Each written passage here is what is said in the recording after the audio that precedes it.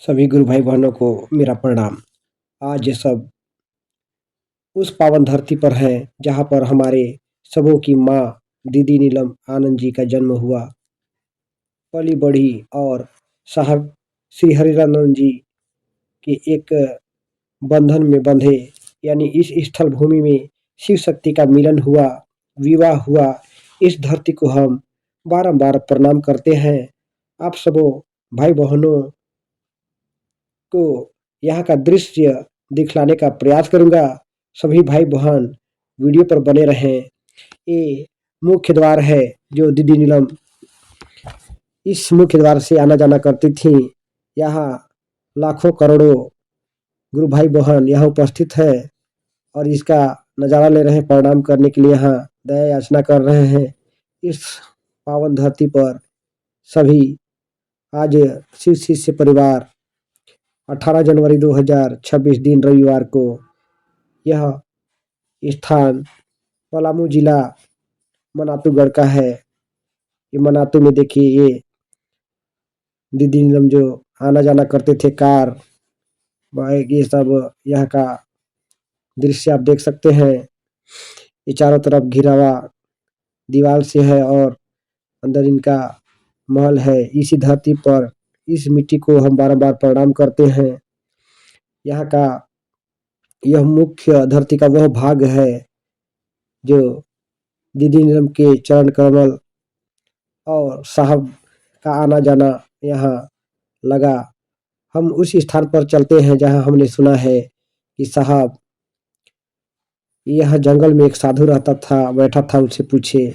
वहाँ हम ले जाते हैं और ये दीदी नीलम जी का जो माता पिता यानी हमारी माता जी का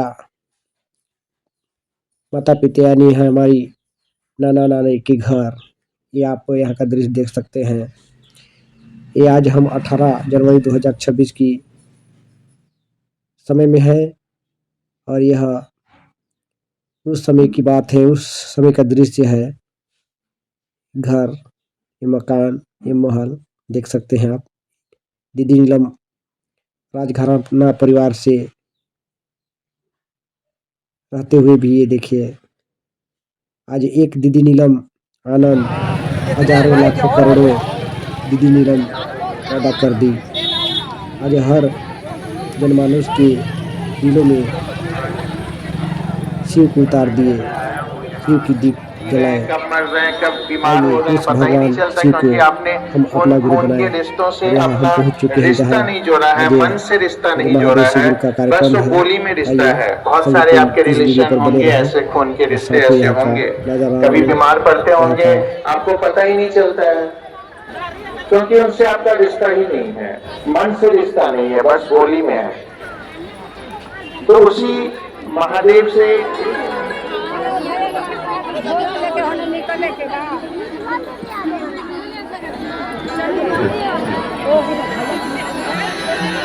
मानव जीवन में गुरु शिव का गुरु पद विषय है और इस विषय पर ही यह धूरी है। उसी शिव के गुरु पद को साहब श्री ने संसार में उजागर किए। और मैं आपको बतलाऊं, साधु कभी मरते नहीं,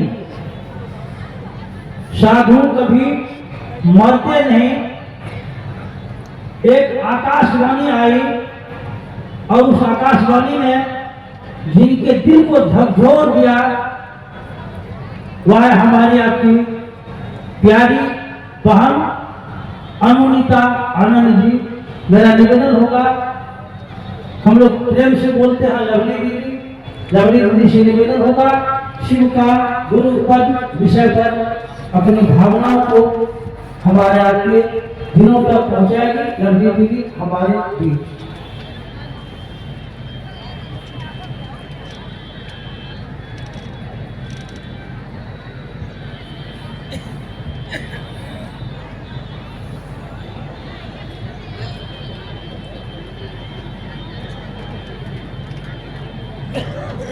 आप सभी को प्रणाम। हम सभी ननिहाल आए हैं। मुझे मालूम है कि आप लोग यहाँ या हम लोग यहाँ चर्चा करने और चर्चा सुनने नहीं आए हैं, सभी को मालूम है। यहाँ हम आए हैं अपनी माँ के घर ननिहाल। जिस जगह पर हम आप बैठे हैं, कई लोगों ने हमें लाकर पढ़ा होगा, जहाँ बैठे हैं हम आप, यही गढ़ का पिछला हिस्सा है। यहाँ एक साधु बाबा ने रात के अंधेरे में साहब को कहा था कि वो टूटा हुआ शीशा उठाकर देखो, तो साहब ने देखा था, तो साहब ने कहा था कि इसमें मैं तो गई, कि यही वो जगह है, गढ़ का पिछला हिस्सा। कहानियों में आप लोगों ने सुना होगा, साहब की चर्चा सुनी होगी, और अभी आकर अभी आप लोगों ने पढ़ा होगा, ये वही जगह है। हम लोग ननिहाल आए हैं। यहाँ के लोग, हमारे मामू, आपके मामू, आपकी मामी, सारे भाई बहन लोग मिल करके लगने नहीं दे रहे हैं कि माँ बाप नहीं है। ननिहाल में जैसे स्वागत होता है बच्चों का, वैसे ही हो रहा है। हमारा भी हो रहा है, आपका भी हो रहा है, सभी का हो रहा है। तालियां बजनी चाहिए, नहीं होती है, निश्चित रूप से तालियां बजनी चाहिए। अभी हम लोग यहाँ हैं, भैया बात करेंगे, मौली बात करेंगे आपसे। तो यहाँ हम आप इकट्ठा हुए हैं महादेव गुरु की बात करने को इकट्ठा हुए हैं, और मुझे मालूम है, हम सबको मालूम है कि बस ये एक औपचारिकता है। यहाँ आए हैं आपको हम इस मिट्टी को प्रणाम करने के लिए, इस धरती को प्रणाम करने के लिए, जिसने नीलिया मानव को जन्म दिया।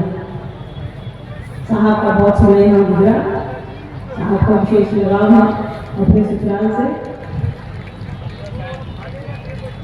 मेरा देखिए, ये तो बात हो गई अपने से अपने बात। मेरा विषय पर आता है। मेरा विषय है महेश्वर शिव का गुरु पद। अगर महेश्वर शिव का गुरु पद न होता तो आज हम अपने यहाँ इकट्ठा होते क्या, लाखों की संख्या में नहीं होते। वो गुरु है, इसीलिए आज हम आप इकट्ठा हैं। किताबें कहती हैं, सभी शास्त्र पुराण उपनिषद कहते हैं शिव गुरु है। आप रामायण में उठाकर देखें, महाभारत उठाकर देखें, कोई भी ग्रंथ, हमारे सनातन के जो भी ग्रंथ हैं धार्मिक हो या आध्यात्मिक हो, सभी में ये बात मिलती है कि शिव को गुरु कहा गया। शंभवे गुरुवे नमः। शिव पुराण में उसकी जो संहिता है, उसका जो चैप्टर है, उसमें 10वें अध्याय में लिखा हुआ है सकलाकल रूपाय संभवे गुरुवे नमः। मतलब जो शरीर में है, जो साकार हैं, जो दिख रहे हैं, और जो शरीर में नहीं है, जो निराकार है, वैसे स्वरूप वाले कल्याणकारी शिव को गुरु कहा गया, उनको नमन किया गया। गुरु गीता भी कहती है, जो बहुत फेमस किताब है अध्यात्म की, कि गुरु शिव है और शिव ही गुरु है। बड़े अच्छे से समझाया हुआ है, जैसा समझाया है वो आपको, कि गुरु शिव है और शिव ही गुरु है, उनका ज्ञान ही गुरु है। शिव को पकड़े, उनकी दया को पकड़े, एक ही बात है। हमारे सनातन में चलता है गुरु ब्रह्मा, गुरु विष्णु, गुरु देवो महेश्वर, गुरु साक्षात पर ब्रह्म, तस्मै श्री गुरुवे नमः। गुरु पद को ये श्लोक सबसे बढ़िया तरीके से समझाता है कि गुरु किसको कहा गया है। गुरु परमात्मा को कहा गया है। गुरु में ही वैष्णवी शक्ति है, गुरु में ही ब्रह्मांड शक्ति है, गुरु में ही संहार की शक्ति है। मतलब गुरु हमारे अज्ञान को तोड़ते हैं, हमारे अज्ञान को खत्म करते हैं, हमारी अज्ञानता का संहार करते हैं, हमारे भीतर, हमारी बुद्धि में, हमारे मन में ज्ञान का बीज बोते हैं। इसीलिए कहा गया है कि उनमें ब्राह्मणी शक्ति है, वैष्णवी शक्ति और बुद्धात्मिका शक्ति है। सभी सारी शक्तियाँ उस गुरु में ही है, और उसी गुरु को परमात्मा कहा गया है, उन्हीं को महेश्वर कहा गया है। वही शिव है, वही शंकर है, जो कल्याण करने वाला है वो शंकर है। आगे एक लाइन है ना, संकरोति शंकर, जो कल्याण करता है उसको शंकर कहते हैं। वही हमारे आपके गुरु हैं। सभी किताबें कहती हैं। साहब को ये बस ज्ञात हुआ सन 1974 में कि भाई जब परमात्मा को ही गुरु कहा गया है तो परमात्मा को ही गुरु बना लिया जाए। साहब ने ये अपने परिवार में सुन रखा था, दादाजी और दादी माँ से सुन रखा था कि शिव को परमात्मा कहा गया है, और ये श्लोक, इस श्लोक के आधार पर उन्होंने शिव को गुरु बना दिया। और गुरु ऐसा बनाया रात के अंधेरे में बनाया सन 1974 में नवंबर के महीने में गांधी स्मशान में। और आज देखिए एक आदमी ने अंधेरे में शिव को गुरु बनाया और आज हमारे आपके जीवन में करोड़ों लोगों के जीवन में रोशनी फैल गई। तो ये गुरु का पद ही ऐसा है, इनके बिना हम आप कुछ कर ही नहीं सकते। सब कुछ अछूता है, ज्ञान नहीं है तो हम आप कुछ नहीं कर सकते। सारी चीजें ज्ञान से रिलेटेड है। हमको और आपको मोबाइल मिल जाए, कोई अगर नहीं बताए कि ये ऑन कैसे होगा, ऑफ कैसे होगा, नंबर कैसे लगेगा, तो हम आप कुछ नहीं कर सकते। तो ज्ञान गुरु देते हैं। अब ज्ञान किस संदर्भ में हमको आपको चाहिए, ये थोड़ा समझने की आवश्यकता है कि मोबाइल सीखना है, जगत सीख रहा है या शिव को सीखना है। उनको बस समझा नहीं जा सकता, साधा तो जा नहीं सकता। तो उनसे दया पाने के लिए साहब ने हमको और आपको 3 काम बताया। शिव का गुरु पद तभी परिभाषित होगा जब उनके शिष्य होंगे। साहब की बात याद रखिए, दीदी माँ की बात याद रखिए। उन्होंने कहा है कितना अच्छा गुरु है, उसका चेला ही नहीं। साहब ने जब शिव को गुरु बनाया, चमत्कार सीखने के लिए बनाया, उन्होंने कहा महादेव से मैं जानता हूँ कि आप मुझे चमत्कार नहीं सिखाएंगे, फिर भी मैं आपको छोड़कर नहीं जाऊंगा। तो जब गुरु बढ़िया मिलेगा तो वो चेला को ढूंढ लेगा। साहब ने लिखा शिष्यानुभूति में, गुरु शिष्य की तलाश करते हैं। गुरु बढ़िया होगा, चेला ढूंढ लेगा। चेला को गुरु ढूंढने की जरूरत नहीं है, खुद ही गुरु ढूंढ लेते हैं। तो इस पद की सार्थकता ही यही है कि हम आप हो। कोई माँ है, उस शब्द की सार्थकता यही है कि उसके बच्चे, वो किसी से प्रेम करती है, कोई उसकी संतान है। तो वैसे ही गुरु शब्द ही ऐसा है जिसका अर्थ है कि चेला है, शिष्य है। कोई डॉक्टर है मतलब मरीज है, रोगी है। ये समझना होगा कि अगर गुरु का पद है मतलब चेला है। तो सनातन से ही चला आ रहा है शिव गुरु का पद। उनको विश्व गुरु कहा गया, गुरुओं का गुरु कहा गया, गुराधिपति कहा गया, सदगुरुओं का अधिपति कहा गया। तो उनके शिष्य बनने की प्रक्रिया चल रही है।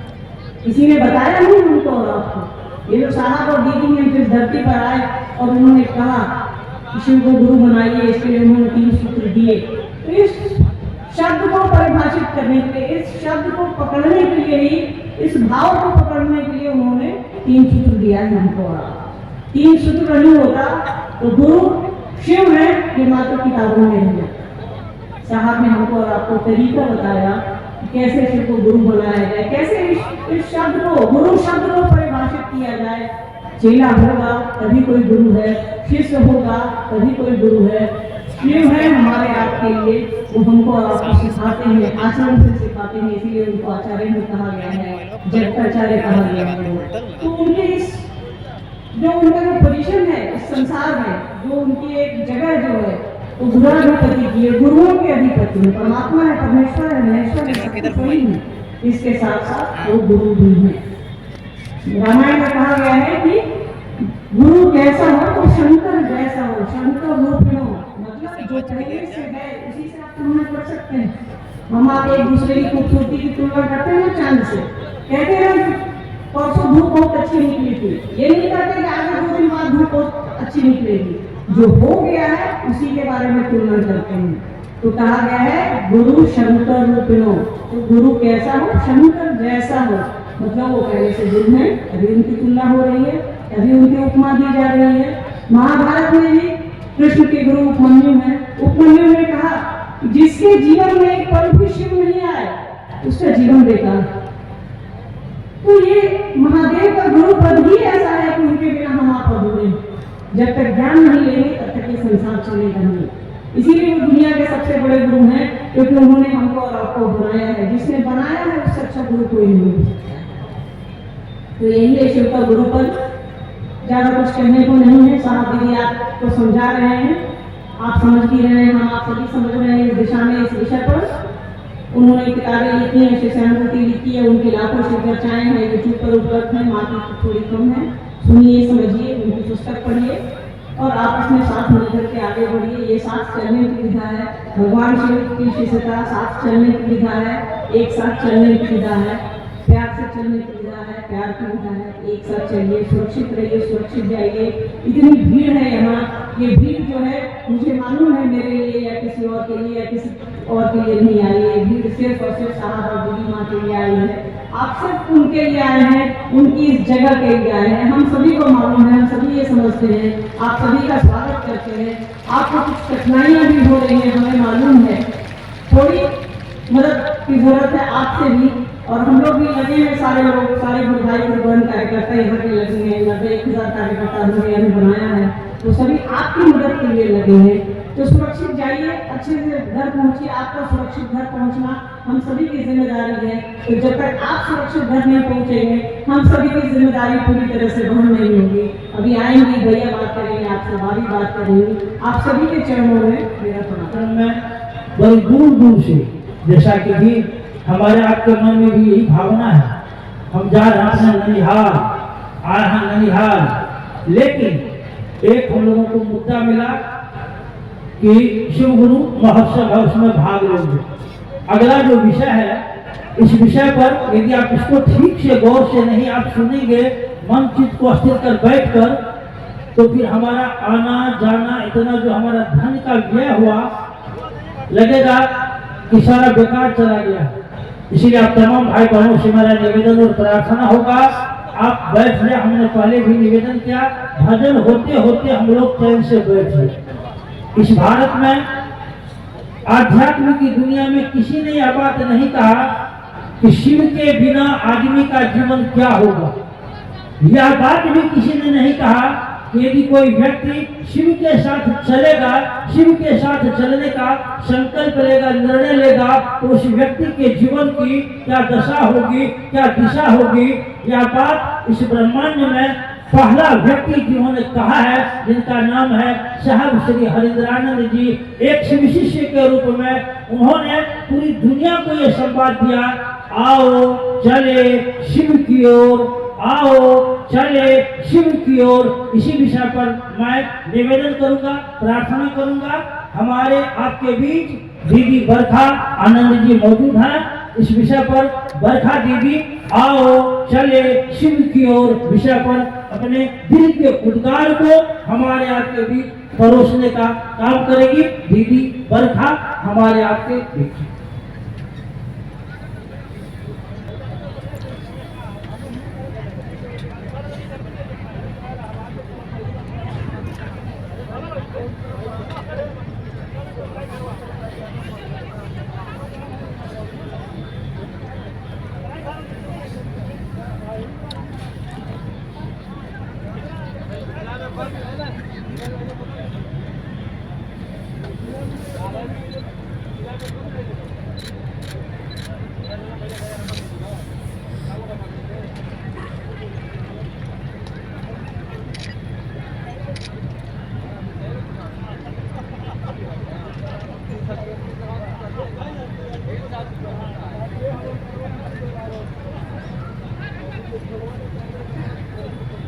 मेरे गुरु महेश्वर शिव को मेरा प्रणाम है।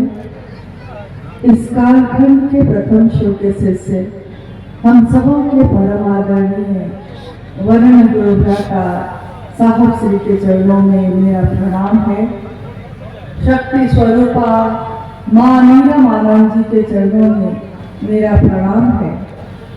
और मराठों की इस पावन भूमि पर माँ नीलम आनंद जी की जन्मस्थली पर उपस्थित आप सभी गुरु भाई गुरु बहन और इस पावन भूमि को भी मेरा प्रणाम है।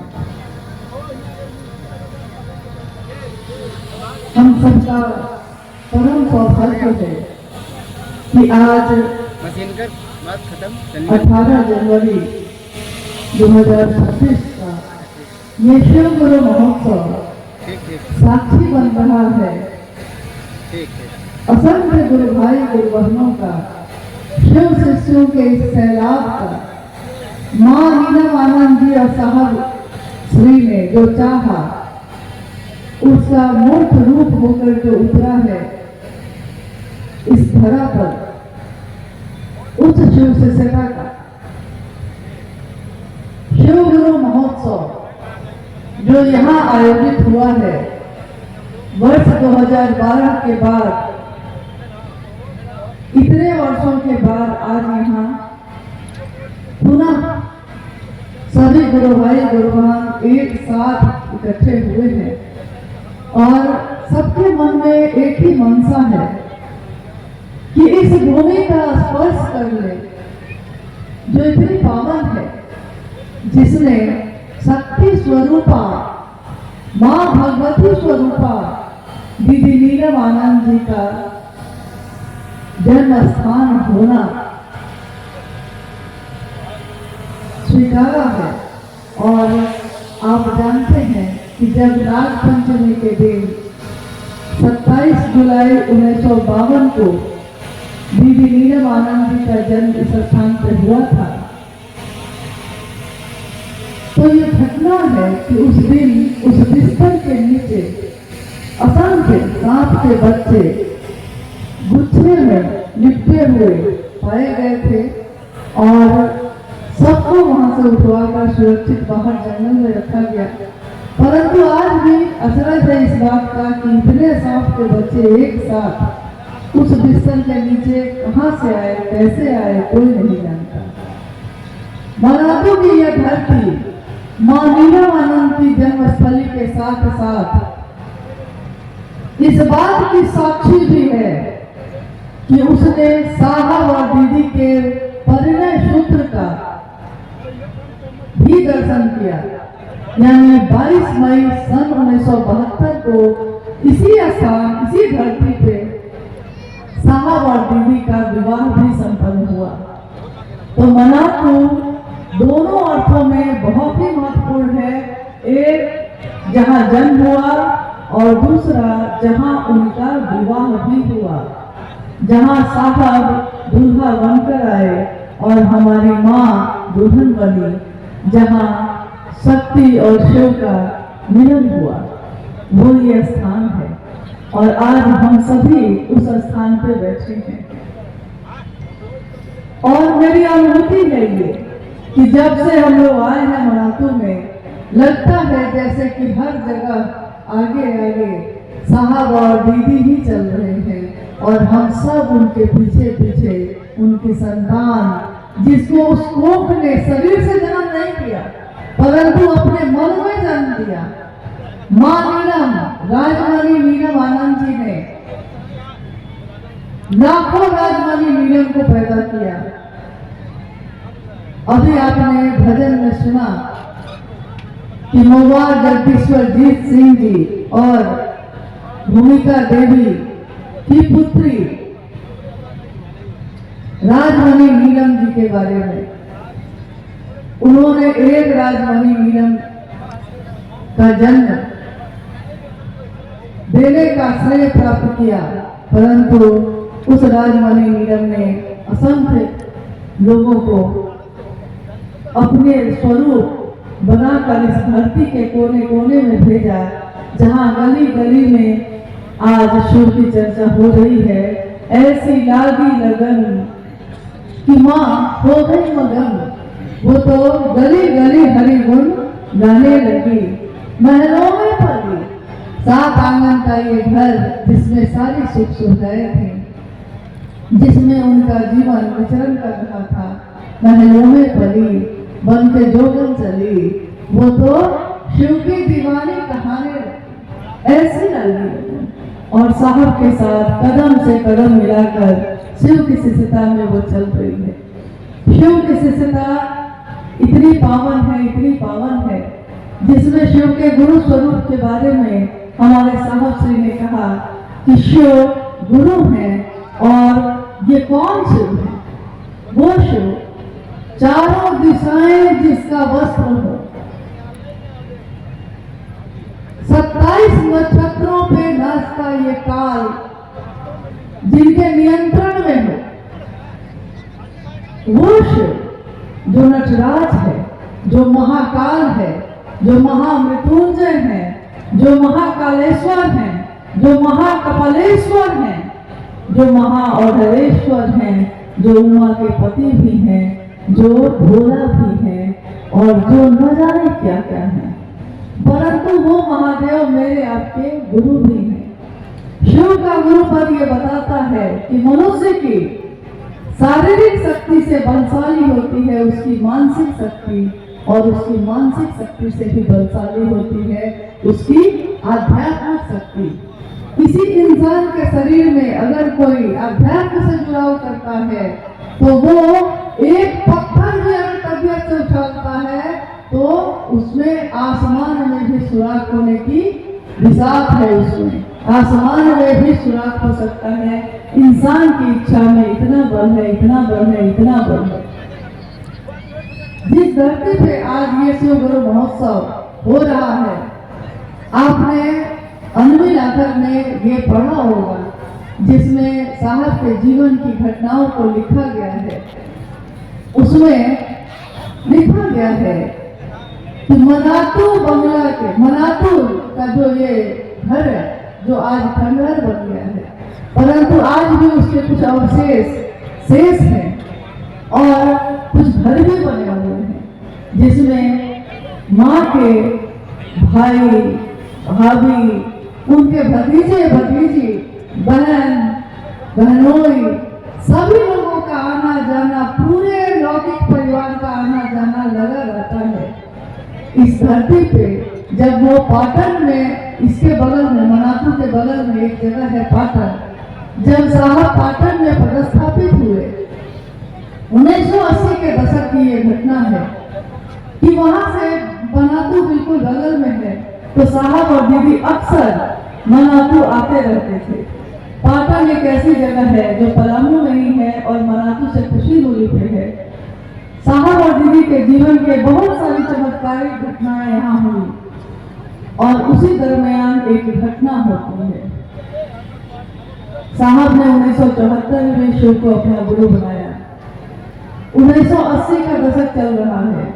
पाटन में वो वीडियो बनकर पदस्थापित हैं। अक्सर अपने ससुराल मनातू आते रहते हैं और ये वो समय है जब मनातू का ये घर जो आज खंडहर हो गया, जो उस समय बिल्कुल सही था, सही अवस्था में था। इसके चारों तरफ जंगल ही जंगल थे, बगीचे थे, जंगल थे। जहां हम और आप आज मैदान में बैठे हैं, इस मैदान में उस समय जंगल थे।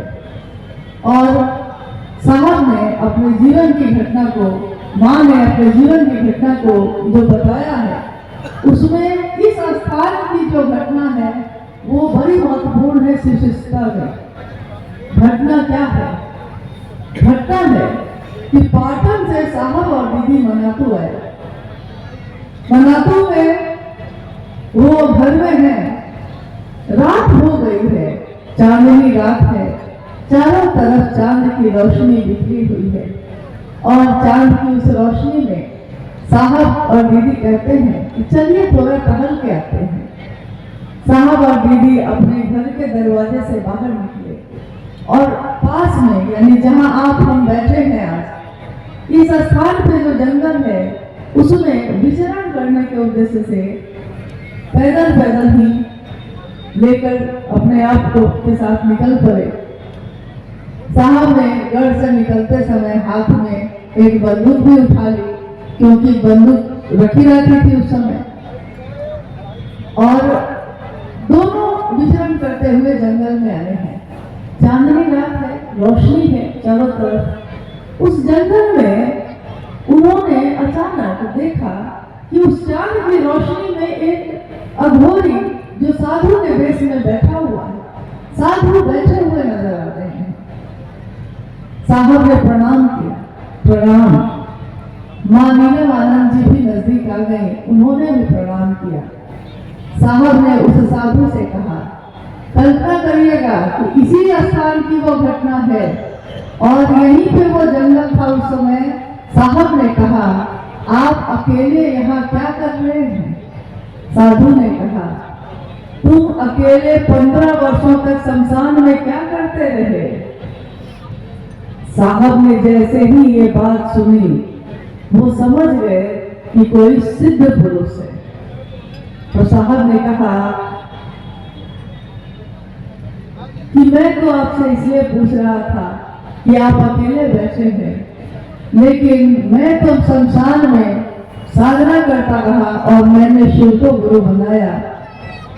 उस साधु ने फिर से पूछा साहब से कि शिव की तो पूजा करते हैं सारे लोग, तो बताओ तुम शिव को गुरु क्यों मानते हो? लोग शिव को गुरु क्यों माने? लगभग 10-15 मिनट तक साहब शिव के गुरु स्वरूप की चर्चा उस साधु से करते रहे। फिर साधु ने कहा, बड़ा अच्छा बोलते हो। इस पे माँ नीलमानंद जी ने उस साधु से कहा, माँ कह रही है साधु से कि देखिए ना बाबा, ये अक्सर कहते हैं कि मैं लगता है पिछले जन्म में मैं मेढक था, इसीलिए जब सावन की बारिश होती है तो मुझको बड़ा अच्छा लगता है। देखिए ना बाबा, ये कहते हैं कि मैं मेढक था। इस पे वो बाबा हंसने लगे और उन्होंने हाथ के इशारे से जहां वो बैठे थे उसके कुछ ही दूरी पे जहां एक शीशे का टुकड़ा पड़ा हुआ था, बाबा ने कहा साहब से कि वो शीशा उठाओ। साहब ने यंत्रवत जाकर उस शीशा को उठा लिया है। साधु ने कहा, अपना चेहरा देखो। तो साहब ने उस आईने को अपने तरफ किया। पीछे लाल रंग से रंगा हुआ वो आईना जब साहब ने अपने चेहरे की तरफ किया तो उस आईने में क्या दिखा? उस आईने में जिसमें वो अपना चेहरा देख रहे थे, अचानक उसमें जो तस्वीर उभरी, जो तस्वीर दिख रही थी, वो तो उनका नहीं था। तो उनके मुंह से निकला, बाबा। बाबा हम किसको कहते हैं? आज तक जितने भी देवी देवता हैं, उन समस्त देवी देवताओं में से एक सत्ता ही ऐसी है जिसको हमने सबसे ज्यादा अपना माना, जिसको हमने बाबा कहा है। बाबा हमने सिर्फ महादेव को कहा है, बाबा धाम जाएंगे हम, बाबा है मेरे। तो बाबा उस दिन साहब के मुख से निकला, बाबा है। और देखते देखते जो साधु खड़े थे उनकी रूपरेखा बदलने लगती है। जटाजूट बन जाते हैं, त्रिशूल प्रकट हो जाता है हाथ में, लेकिन सांप कहीं भी नहीं है। थोड़ी देर पहले उन्होंने कहा था कि मेरा क्या है बच्चा, सांप और साधु कहीं चले जाते हैं, कहीं दिख जाते हैं, कहीं रह जाते हैं। और अभी अभी जो रूप उनका बदला है, माँ नीलमानंद उनके आगे हाथ जोड़कर झुक जाती हैं और वो कहती हैं, यहाँ पे उनका पत्नी भाव जागता है। वो कहती है पत्नी भाव मतलब जब जगता है तो पति की कुछ न कुछ शिकायत तो होनी तय है। तो माँ नीलमानंद कहती है कि देखिए ना सरकार, ये घर में बड़ा उथल पुथल करते हैं, मतलब घर में हलचल सी मच जाती है इनके द्वारा।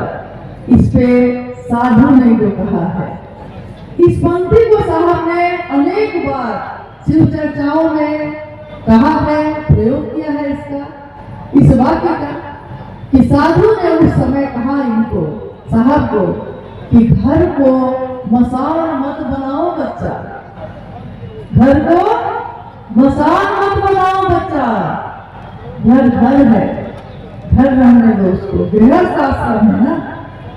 और जैसे ही वो सीधी हुई है, खड़ी हुई है, और उन लोगों को देखते देखते वो साधु कहीं नहीं, चांद की रोशनी है, हल्का अंधेरा छाता है, और जैसे ही चांद की रोशनी फिर आती है, कुछ भी नहीं है, कहीं भी नहीं है। साहब झुककर अपने बंदूक जो उन्होंने गढ़ से ली थी निकलते समय उठा ली है और दोनों लौट कर आ गए। जब दोनों मराठीगढ़ लौट कर आए, उस रात काफी तेज बारिश हुई, बहुत तेज बारिश, और साहब का सरकारी आवास था पाटन में।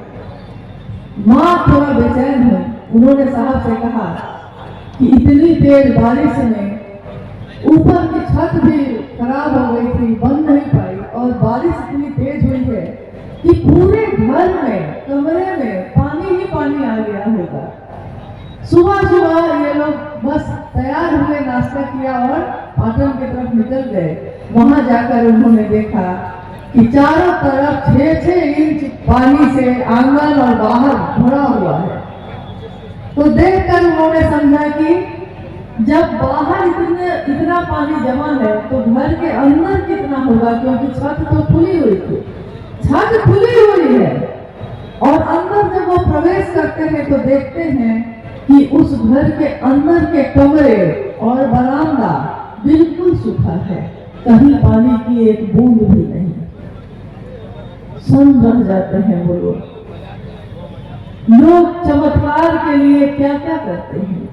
और साहब और बीवी का जीवन ऐसा रहा जिसमें चमत्कार स्वतः घटित होते रहे उनके सोचने मात्र से। वो चीजें घटित होती रही जो उन्होंने चाहा, जो उन्होंने कर दिया सो हो गया।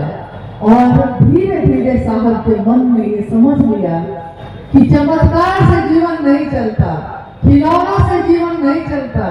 चमत्कार से आगे की दुनिया भी एक बड़ी दुनिया है जिसको शिव की दुनिया कही जाती है। और शिव की दुनिया में जाने के लिए चमत्कार काम नहीं आते। शिव के पास जाने के लिए, शिव का सानिध्य लेने के लिए मात्र हृदय का भाव ही काफी है। महादेव हृदय का भाव ही स्वीकार करते हैं, न हमारे फल और फूल, न हमारे अक्षत, न हमारे कर्म कांड। महादेव को क्या चाहिए? महादेव मात्र हृदय का भाव ही ग्रहण करते हैं। और हृदय का भाव हर व्यक्ति के पास है, सबके पास है, क्योंकि शिव ने सबको दिया है। परंतु जो दिया है उसी में से थोड़ा उनको वापस भी तो चाहिए। तो साहब और दीदी के इस संकल्प को लेकर आज पूरी दुनिया में शिव के सिर से जा रहे हैं। संदेश मात्र सबका यही रहता है कि आइए भगवान शिव को अपना गुरु बनाते हैं। उस भगवान शिव को जो सबकी पूजा तो होती रही सबके द्वारा जिनकी, परंतु वो महादेव गुरु भी है। और साहब और दीदी ने यह अनुभूत किया कि गुरु बनकर वो जितना नजदीक होते हैं उतना भगवान बन के भी नहीं हो पाते।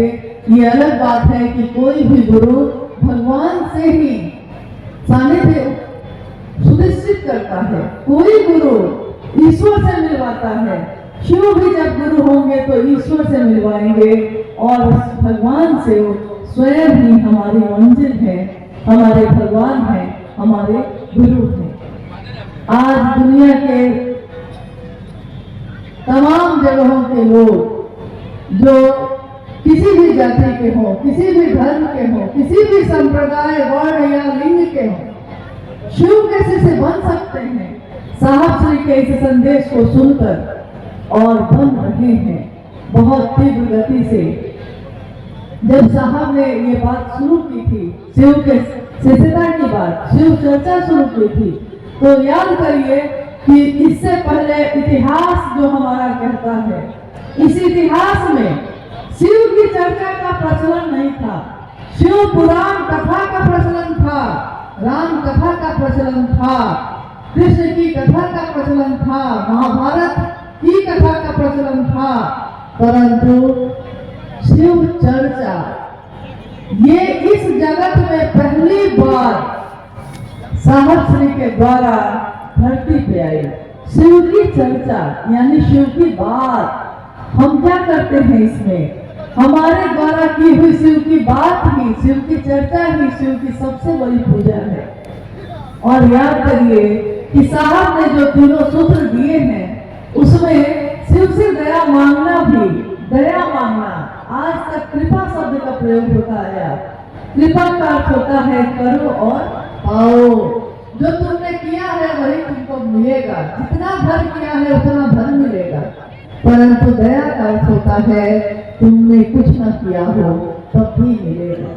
हमारे भाई जो भी भजन गा रहे थे, एक बड़ा सुंदर भजन इन्होंने गाया था जो जिसकी पंक्तियां मुझको अक्सर याद रहती है, जिसमें ये गाते हैं।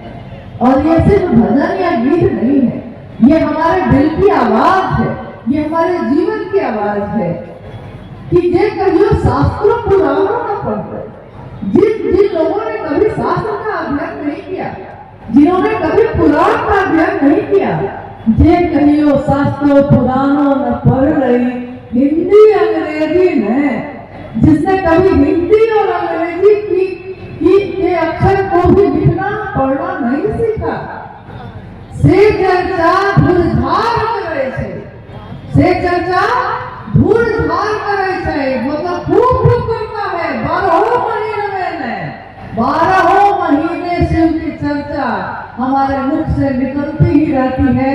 ये ना मेरी ताकत है ना आपकी ताकत है, ये ताकत है उन साहब और दीदी की जिन्होंने महादेव का रास्ता दिखाया है, महादेव का दर्शन कराया है। आइए हम सभी शिव के शिष्य उस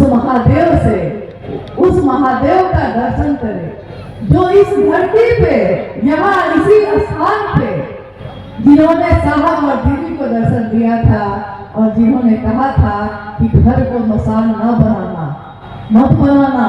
हमको आपको भी ये संदेश है कि घर को, गृहस्थ आश्रम को भी बहुत सुंदर बनाना है। जो अपने घर को सुंदर नहीं बना सकता वो दुनिया को सुंदर क्या बनाएगा।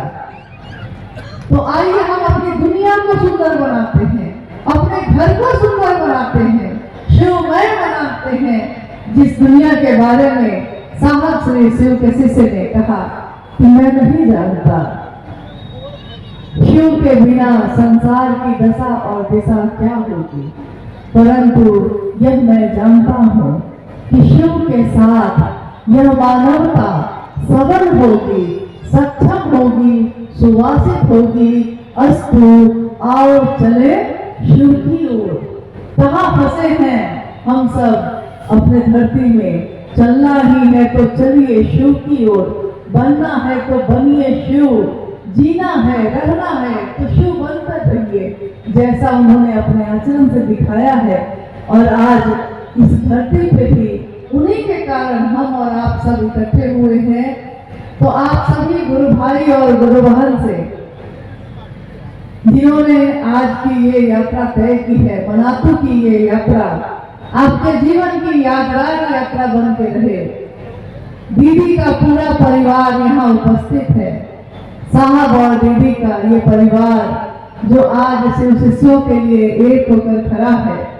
महादेव की असीम दया सब पे बरसती रहे कि ये सब एक बन के खड़े रहें और आने वाले लोगों का इसी तरह स्वागत और बात करते रहें। ये धरती गौरवान्वित होती रहे और यहाँ आने वाले हर व्यक्ति को लगे कि वो अपने घर आ रहा है। अपने घर से लौटते समय जिस तरह आंखों में आंसू होते हैं और हृदय भरा हुआ रहता है, आंखें दबदबाई हुई रहती हैं और मुख कुछ बोल नहीं पाता। आज इस मनातू की धरती से विदा होते समय भी हम सबके हृदय में ऐसा ही भाव है। इस मिट्टी को हम नमन करते हैं, जिस मिट्टी में कहते हैं ना कि आओ बच्चों तुम्हें दिखाएं, आओ भाई तुम्हें दिखाएं। मिट्टी इस मनातू ग्राम की, इस मिट्टी को नमन करो। ये मिट्टी है बलिदान की, ये साहब और दीदी के जीवन की जगह है। इस मिट्टी को हम प्रणाम करते हैं और आप सभी से ये अनुरोध है कि जब आप यहाँ से प्रस्थान करेंगे, अभी बहुत धीमे धीमे कदमों से पहले पीछे के लोग धीरे धीरे जाएं, फिर आगे के लोग धीरे धीरे जाएं और तब तक अभी भजन चलते रहेंगे। जब तक आप लोग सुरक्षित अपने घर ना पहुँच जाएं तब तक सावधान रहिए, अच्छे से जाइए और शुभ यात्रा आपके जीवन की भी और आपके अपने लौकिक घर लौटने की भी। आप सभी गुरु भाई गुरु बहन के चरणों में मेरा प्रणाम है। आप सभी को मेरा प्रणाम है। वो शिव हम सब के अंदर जल जाए, इसकी कामना है। हम सबका जीवन शिवमय हो, इसकी कामना है। आप सभी को मेरा प्रणाम। आज मनातू के पावन धरती पे दीदी नीलमानंद का जो जन्मस्थली है, इसके जो आप महोत्सव के कार्यक्रम में झारखंड, बिहार, अन्य राज्य से अनेक प्रखंडों से जो तमाम हमारे शिष्य परिवार के माताएं बहनें आई हैं, मैं उनको अपने तरफ से नमन करता हूँ। और मैं काफ़ी गदगद हूँ कि हमारी बहन नीलम आनंद के देश से पूरे कोने कोने में इस चर्चा का आयोजन हो रहा है। इससे हमको काफ़ी खुशी मिल रहा है और सीख भी मिल रहा है। अभी हमारे अन्नू बाबू इस मंच से कह रहे थे कि दीदी के नाम से यहाँ स्मृति भवन बनना चाहिए। तो हम तमाम परिवार जो दीदी नीलम आनंद के छोटे बड़े भाई भौजाई भतीजा भांजा जितने लोग हैं, हम तमाम परिवार के ओर से मैं तमाम शिक्षित परिवार को ये वादा और वचन के देना चाहता हूँ कि स्मृति भवन बनाने में जितनी भी भूमि की जरूरत है हमारा परिवार देने को तैयार है। आप लोग अपने तरीके से बनवाएं। जय जय महादेव। तो भाइयों बहनों, आप लोगों का ऐसे ही हमें प्यार दुलार मिलता रहे, आशीर्वाद मिलता रहे। तो चलिए आप चलते हैं प्रतापपुर सूरजपुर छत्तीसगढ़, जहाँ से आए थे वहीं। और वीडियो में रहने के लिए आपको बहुत बहुत प्यार दुलार। और अंतिम में एक बार और दृश्य देख लीजिए, दीदी नीलम आनंद जी का, माता जी का ये भवन। यहीं वो पली बड़ी, खेली कूदी और यहीं पास शिव शक्ति का मिलन हुआ। आप सबों को मेरा प्रणाम।